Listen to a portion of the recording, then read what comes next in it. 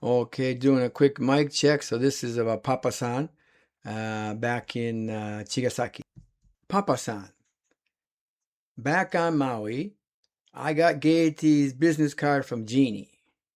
I sent a letter to Gaiety in Chigasaki, but I never received a reply. I was fortunate to end up at her place in Chigasaki, Kanagawa prefecture, in the Kanto area, Japan. I have that story in another podcast called Three Letters. So I arrived in Chigasaki from Maui in 1984, and I was oh so lucky to make this connection with Gaiety and her English teaching service. Gaiety was half Japanese and half Saudi Arabian. She helped me in many ways. When I first arrived at her school, I came with my duffel bag and the clothes on me, and that was it. And I was directed to a campground nearby that had simple sleeping quarters for campers. They let me stay there for 3 days. I remember the director of the place telling me to leave that final morning as it was way past checkout time. I still had nowhere to go, so Gaiety put me up at her house, and I was starting to teach for her now already. She had 2 young kids. Her husband was a member of a singing duo with his older brother. They called themselves Bread and Butter. They were well known in Japan and still are, and rather popular in the Shonan Kanto area. As a matter of fact, I just checked the internet right now, and they are still making music today. Once, they recorded a song with Stevie Wonder long ago. That song was I Just Called to Say I Love You. I slept at Gaiety's house in their storage room next to the piano. Next, I moved to Gino's place for a couple of weeks. Gino was the drummer of the band. And I remember while I was there, I had nothing to do during the afternoon. I wasn't going to the school yet, my Japanese language school, so I cleaned all the weeds next to his house along the little river that was there. I was told later that was a no-no. They want those weeds there for whatever reason. Anyway, then, after Gino's place, I moved into the old house next to Gaiety's school. It was right next door. It was owned by the landlord of Gaiety School. His name is Mitsukuri. It was unoccupied as they built a new house behind this one for the family. It was perfect for me at only $100 a month. I mean, it's like dirt cheap. And right next to Gaiety School. I lived there for 8 or 9 months. I enrolled in a Japanese language school in Tokyo and then got my student visa. To get a visa, I needed proof of residence and proof of enrollment at a Japanese language school, as well as proof of employment. All this paperwork took place at the immigration office in Yokohama. I enrolled in the cheapest language school I found. It was in Shinjuku, Tokyo. I had to renew my student visa every 6 months. That means I had to pay 6 months tuition to the school every half year. I was living in Chigasaki, Kanagawa. It took around 2 hours from my doorstep, wherever I was living at the time, to the language school. Lessons started at 9 a.m., which means I was up at 6 a.m. every weekday. The trains were crowded with commuters on the Nobori train going up to Tokyo, so it was rare to sit. I was standing for more than an hour many times. I could always sit returning on the Kudari, or down train, as I finished my lessons at noon. I was allowed to work 12 hours a week with that student visa.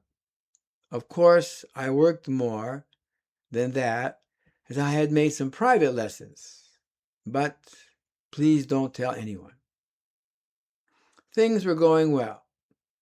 That's when I made my new friend, Papa-san. His name was Kenichi Imada. That family name, Imada, could also be pronounced as Konta.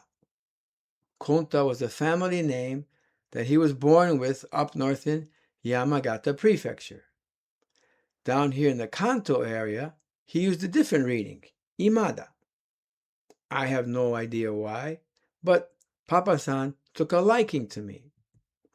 That happened occasionally with people who liked dumb animals.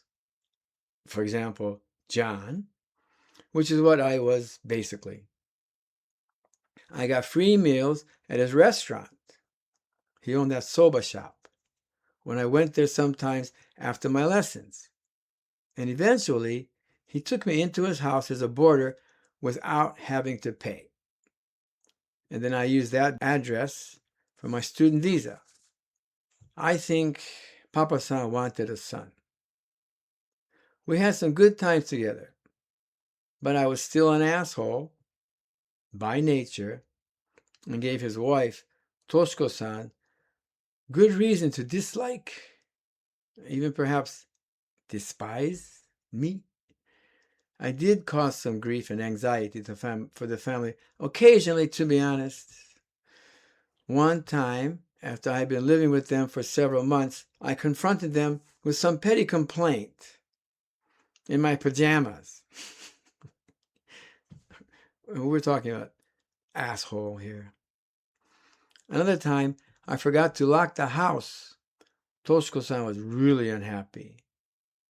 She grew to dislike me more and more. I didn't do anything terrible. It was just my lack of appreciation for all that they were doing for me. With that, some Papa-san's stories. Let's see. But in the restaurant, I want to go back to the restaurant. There was a small shop. It sat about maybe 10 customers maximum for lunchtime and dinner time. Papa-san would do the deliveries. They had a delivery service. Toshiko-san was the cook, and the two daughters would do the waitress thing. They also learned how to cook, and I believe the older daughter, Mayumi-san, she learned how to drive that moped. She got her license, and she did deliveries also. This is a family-run business. Just the four of them doing this business. They rented the shop, the building, lived in a house nearby. So simply with some basic Papa-san stories, they took me by train to the neighboring town of Hiratsuka for the annual summer festival there. I remember them asking me if I wanted some ice. They said, "Rick-san, you want some ice?" And I thought for a second, and instead of asking, "What is ice?" I simply said no, imagining they're going to give me a block of ice. Then they all bought ice cream. I love ice cream. But now I was too embarrassed or too proud to tell them that I did want one. I just didn't understand what they meant. But it was too late. So I watched as they enjoyed their ice cream. They also took me to the Hakone hot springs several times by train. These are some of the more popular hot springs in Japan. And as a matter of fact, when my sister and my mother came for our wedding, we took them there. One time, Papa-san and I went to the bicycle races. It's exactly like horse racing, but with competition bikes. Boat races on rivers are also popular with the betters over here, as is horse racing. And again, as I said, the boats on the river. One time at the racetrack, Papa-san was on a win streak. He was doing great. Then he asked me, "What should we do?" And I thought, "You're asking me?" Big mistake. I said, "Bet some more." So he did. He lost most of what he had won. Afterwards, we were on a train, and he was lamenting that he wanted to go by taxi, but we couldn't afford it. Another time, we all went to his hometown to attend the funeral. He wanted to show me off to his relatives back up in Yamagata. We went by the Shinkansen train. The whole family went. What I remember most about this trip was that we had to kneel for 30 minutes or maybe longer during the service, and that it was very hot. Again, this is 40 years ago, 45 years ago. And speaking of funerals, I attended one, on another note, another point of information here. I attended a funeral in Toyama Prefecture, which is out west, which is also considered countryside. This is Miwako's parents' hometown. Here, the funeral staff did a dressing of the deceased as all the mourners watched. Before the actual funeral took place, they dressed the person up. They weren't nude or anything, but it's interesting. They do it under cloth, hiding the body as they're doing it. And that was interesting. But then again, we were all kneeling. I do believe that custom of kneeling has been reduced a lot these days.